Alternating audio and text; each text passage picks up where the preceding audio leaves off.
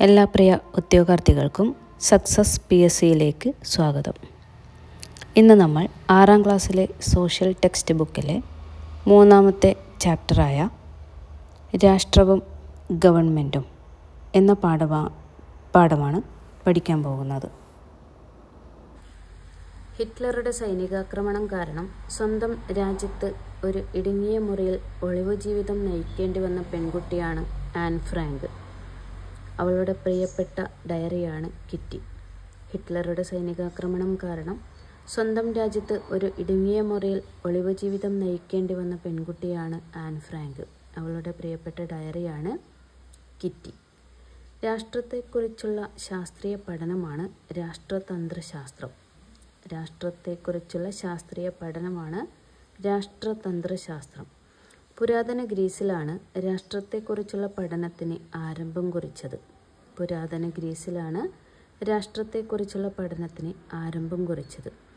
നഗരരാഷ്ട്രങ്ങളായിരുന്നു രാഷ്ട്രവുമായി ബന്ധപ്പെട്ട പഠനത്തിൻ്റെ അടിസ്ഥാന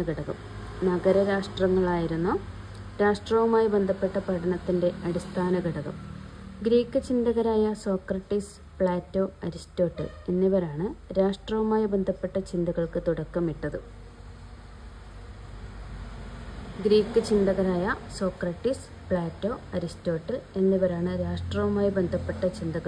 തുടക്കമിട്ടത്.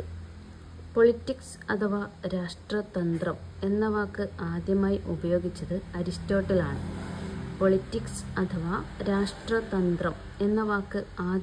ഉപയോഗിച്ചത് അരിസ്റ്റോട്ടിലാണ്. രാഷ്ട്രതന്ത്രത്തിൻ്റെ പിതാവ് അരിസ്റ്റോട്ടിൽ. രാഷ്ട്രതന്ത്രത്തിൻ്റെ പിതാവ് എന്നറിയപ്പെടുന്നത് അരിസ്റ്റോട്ടിലാണ്. പൊളിറ്റിക്സ് എന്ന വിഖ്യാത ഗ്രന്ഥത്തിൻ്റെ കർത്താവ്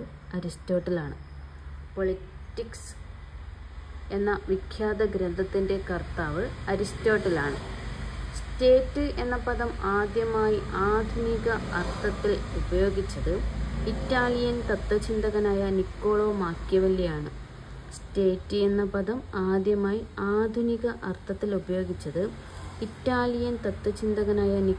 മാക്കിയവെല്ലിയാണ്.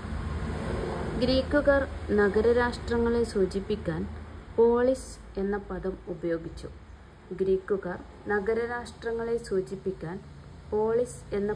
ഉപയോഗിച്ചു. റോമാക്കാർ നഗരരാഷ്ട്രങ്ങളെ സൂചിപ്പിക്കാൻ സിവിറ്റസ് എന്ന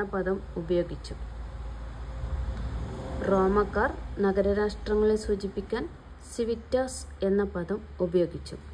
ജർമ്മനിയിലെ പുരാതന ഗോത്രവിഭാഗങ്ങളായ ട്യൂട്ടോണിക്കുകൾക്കിടയിൽ പ്രചാരത്തിൽ ഉണ്ടായിരുന്ന സ്റ്റാറ്റസ് എന്ന വാക്കിൽ നിന്നാണ് സ്റ്റേറ്റ് എന്ന പദം ഉണ്ടായത്.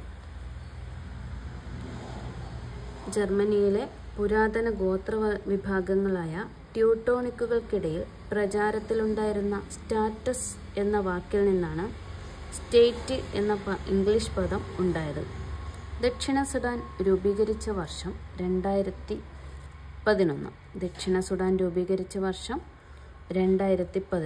ദക്ഷിണ സുഡാൻ ഏത് ഭൂഖണ്ഡത്തിൽ സ്ഥിതി ചെയ്യുന്നു? ആഫ്രിക്ക. ദക്ഷിണ സുഡാൻ സ്ഥിതി ചെയ്യുന്ന ഭൂഖണ്ഡം ആഫ്രിക്ക.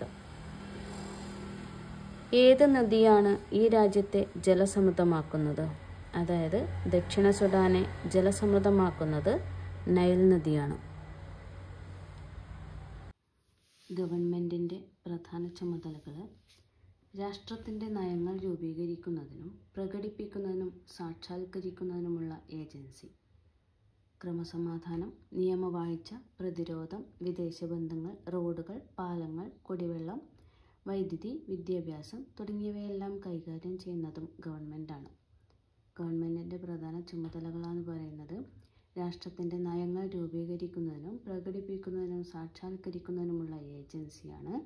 ക്രമസമാധാനം, നിയമവാഴ്ച, പ്രതിരോധം, വിദേശബന്ധങ്ങൾ, റോഡുകൾ, പാലങ്ങൾ, കുടിവെള്ളം, വൈദ്യുതി, വിദ്യാഭ്യാസം തുടങ്ങിയവയെല്ലാം കൈകാര്യം ചെയ്യുന്നതും ഗവൺമെൻറ്റാണ്.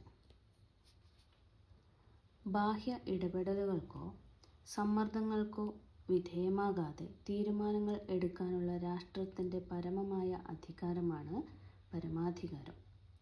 ബാഹ്യ ഇടപെടലുകൾക്കോ സമ്മർദ്ദങ്ങൾക്കോ വിധേയമാകാതെ തീരുമാനങ്ങൾ എടുക്കാനുള്ള രാഷ്ട്രത്തിൻ്റെ പരമമായ അധികാരമാണ് പരമാധികാരം.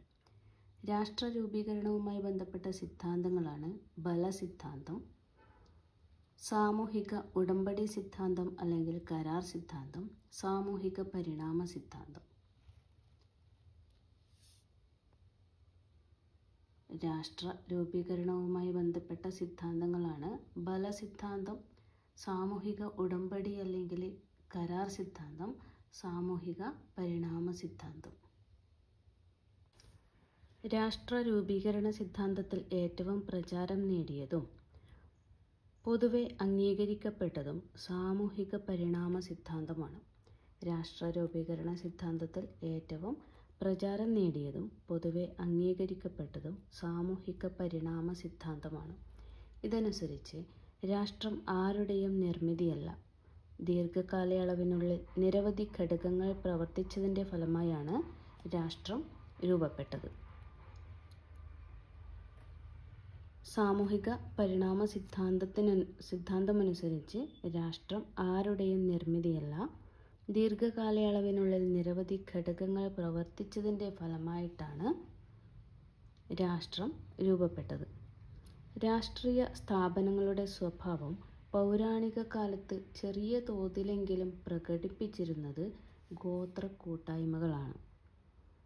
ഒരേ വംശത്തിലുള്ള ജനനം, ഒരേ താൽപ്പര്യങ്ങൾ, ഒരേ സാമ്പത്തിക പ്രവർത്തനങ്ങൾ എന്നിവയുടെ സ്വാധീനം ഗോത്ര രാഷ്ട്രങ്ങളുടെ രൂപീകരണത്തിന് കാരണമായി.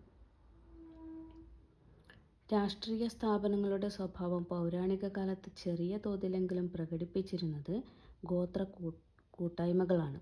ഒരേ വംശത്തിലുള്ള ജനനം, ഒരേ താൽപ്പര്യങ്ങൾ, ഒരേ സാമ്പത്തിക പ്രവർത്തനങ്ങൾ എന്നിവയുടെ സ്വാധീനം ഗോത്ര രാഷ്ട്രങ്ങളുടെ രൂപീകരണത്തിന് കാരണമായി. ആധുനിക രാഷ്ട്രങ്ങളുടെ ചില സവിശേഷതകൾ പ്രകടിപ്പിച്ചിരുന്നവയാണ് പൗരസ്ത്യ ഭരണ സംവിധാനങ്ങൾ. ആധുനിക രാഷ്ട്രങ്ങളുടെ ചില സവിശേഷതകൾ പ്രകടിപ്പിച്ചിരുന്നവയാണ് പൗരസ്ത്യ ഭരണ സംവിധാനങ്ങൾ. നദീതട സംസ്കാര കേന്ദ്രങ്ങളായ മെസപ്പൊട്ടേമിയ, ഈജിപ്ത്, ചൈന എന്നിവ ഉദാഹരണങ്ങളാണ്. വെങ്കലയുഗ സംസ്കാര കേന്ദ്രങ്ങളായ ഇവിടങ്ങളിൽ ജനങ്ങൾ നാഗരിക ജീവിതമാണ് നയിച്ചിരുന്നത്. ആധുനിക രാഷ്ട്രങ്ങളുടെ ചില സവിശേഷതകൾ പ്രകടിപ്പിച്ചിരുന്നവയാണ് പൗരസ്ത്യ ഭരണ സംവിധാനങ്ങൾ. നദീതട സംസ്കാര കേന്ദ്രങ്ങളായ മെസപ്പൊട്ടേമിയ, ഈജിപ്ത്, ചൈന എന്നിവ ഉദാഹരണങ്ങളാണ്. വെങ്കലയുഗ സംസ്കാര കേന്ദ്രങ്ങളായ ഇവിടങ്ങളിൽ ജനങ്ങൾ നാഗരിക ജീവിതമാണ് നയിച്ചിരുന്നത്. ആധുനിക രാഷ്ട്രങ്ങളോട് ഏറ്റവുമധികം സാദൃശ്യം പുലർത്തുന്നവയാണ് ഗ്രീക്ക് നഗര രാഷ്ട്രങ്ങൾ. ഏഥൻസ്, സ്പാർട്ട എന്നിവ ഉദാഹരണങ്ങളാണ്. ആധുനിക രാഷ്ട്രങ്ങളോട് ഏറ്റവുമധികം സാദൃശ്യം പുലർത്തുന്നവയാണ് ഗ്രീക്ക് നഗര രാഷ്ട്രങ്ങൾ. ഏഥൻസ്, സ്പാർട്ട എന്നിവ ഉദാഹരണങ്ങളാണ്. റോമാ സാമ്രാജ്യത്തിൽ നിലനിന്നിരുന്ന ഭരണ സംവിധാനം, നിയമം, അടിസ്ഥാന സൗകര്യങ്ങൾ എന്നിവ ആധുനിക രാഷ്ട്രങ്ങളോട് ഏറെ സമാനത പുലർത്തുന്നവയായിരുന്നു. റോമാ സാമ്രാജ്യത്തിൽ നിലനിന്നിരുന്ന ഭരണ സംവിധാനം, നിയമം, അടിസ്ഥാന സൗകര്യങ്ങൾ എന്നിവ ആധുനിക രാഷ്ട്രങ്ങളോട് ഏറെ സമാനത പുലർത്തുന്നവയായിരുന്നു. റോമാ സാമ്രാജ്യത്തിൻ്റെ പതനശേഷം രൂപം കൊണ്ടതാണ് ഫ്യൂഡൽ രാഷ്ട്രങ്ങൾ. ഫ്യൂഡലിസമായിരുന്നു ഈ രാഷ്ട്രങ്ങളുടെ പ്രധാന സവിശേഷത. റോമാ സാമ്രാജ്യത്തിൻ്റെ പതനശേഷം രൂപം കൊണ്ടതാണ് ഫ്യൂഡൽ രാഷ്ട്രങ്ങൾ. ഫ്യൂഡലിസമായിരുന്നു ഈ രാഷ്ട്രങ്ങളുടെ പ്രധാന സവിശേഷത. ഇവിടെ രാജാവ്, പ്രഭുക്കന്മാർ, കർഷകർ എന്നിങ്ങനെ അധികാര ശ്രേണി വിഭജിക്കപ്പെട്ടിരുന്നു. രാജാവിന് അധികാര പരിമിതിയുണ്ടായിരുന്നു. ഭരണാധികാരം പ്രഭുക്കൾക്കായിരുന്നു. റോമാ സാമ്രാജ്യത്തിൻ്റെ പതനശേഷം രൂപം കൊണ്ടതാണ് ഫ്യൂഡൽ രാഷ്ട്രങ്ങൾ. ഫ്യൂഡലിസമായിരുന്നു ഈ രാഷ്ട്രങ്ങളുടെ പ്രധാന സവിശേഷത. ഇവിടെ രാജാവ്, പ്രഭുക്കന്മാർ, കർഷകർ എന്നിങ്ങനെ അധികാര ശ്രേണി വിഭജിക്കപ്പെട്ടിരുന്നു. രാജാവിന് അധികാരം പരിമിതമായിരുന്നു. ഭരണാധികാരം പ്രഭുക്കൾക്കായിരുന്നു. യൂറോപ്പിലാണ് ആധുനിക ദേശരാഷ്ട്രങ്ങൾ പിറവിയെടുത്തത്. നവോത്ഥാന കാലഘട്ടത്തിൽ യുക്തിചിന്ത, ശാസ്ത്രബോധം തുടങ്ങിയവ സാമൂഹിക ഘടനയിൽ മാറ്റം വരുത്തി. യൂറോപ്പിലാണ് ആധുനിക ദേശരാഷ്ട്രങ്ങൾ പിറവിയെടുത്തത്. നവോത്ഥാന കാലഘട്ടത്തിൽ യുക്തിചിന്ത, ശാസ്ത്രബോധം തുടങ്ങിയവ സാമൂഹ്യഘടനയിൽ മാറ്റം വരുത്തി. വ്യവസായ വിപ്ലവം, കോളനിവൽക്കരണം, ദേശീയബോധം എന്നിവയും ദേശരാഷ്ട്രങ്ങളുടെ വളർച്ചയ്ക്ക് കാരണമായി. ക്രമേണ ജനസംഖ്യ, ഭൂപ്രദേശം, ഗവൺമെൻറ്, പരമാധികാരം എന്നീ ഘടകങ്ങളെ അടിസ്ഥാനമാക്കി ദേശരാഷ്ട്രങ്ങൾ നിലവിൽ വന്നു. വ്യവസായ വിപ്ലവം, കോളനിവൽക്കരണം, ദേശീയബോധം എന്നിവയും ദേശരാഷ്ട്രങ്ങളുടെ വളർച്ചയ്ക്ക് കാരണമായി. ക്രമേണ ജനസംഖ്യ, ഭൂപ്രദേശം, ഗവൺമെൻറ്, പരമാധികാരം എന്നീ ഘടകങ്ങളെ അടിസ്ഥാനമാക്കി ദേശരാഷ്ട്രങ്ങൾ നിലവിൽ വന്നു. ഇനി ഫ്യൂഡലിസം. പ്രഭുക്കന്മാർ തങ്ങളുടെ കൃഷിഭൂമിയിൽ പണിയെടുത്തിരുന്നവരെ അടിമകളെപ്പോലെ ചൂഷണം ചെയ്തിരുന്ന സാമൂഹിക ഭരണ വ്യവസ്ഥിതിയാണ് ഫ്യൂഡലിസം.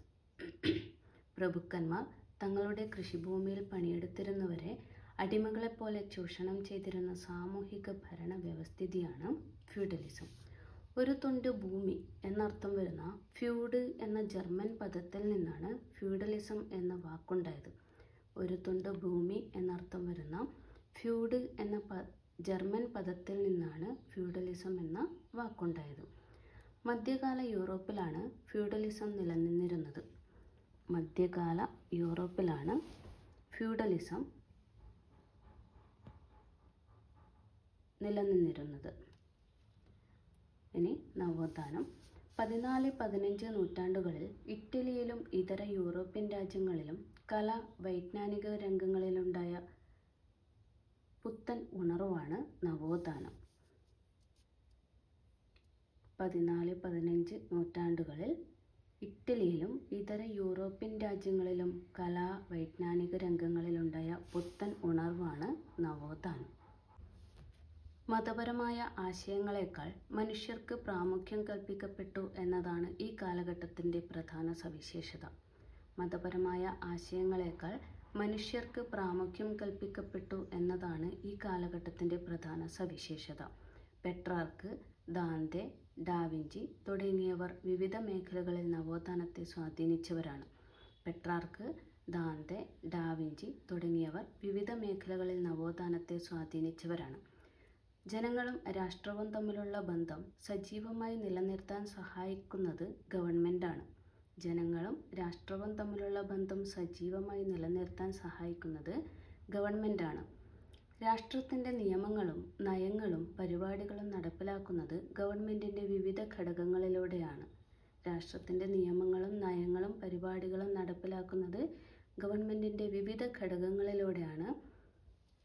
അവ: 1. നിയമനിർമ്മാണ വിഭാഗം, 2. കാര്യനിർവഹണ വിഭാഗം, 3. നീതിന്യായ വിഭാഗം.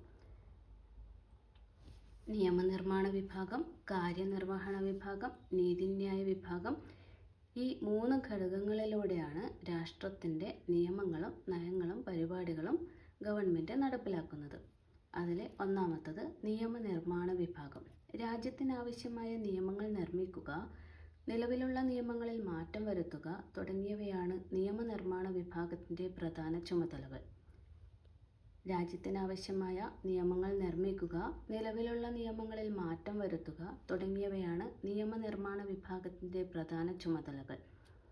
രാഷ്ട്രഭരണത്തെ നിയന്ത്രിക്കുന്നതിൽ നിയമനിർമ്മാണ വിഭാഗത്തിന് കാര്യമായ പങ്കുണ്ട്.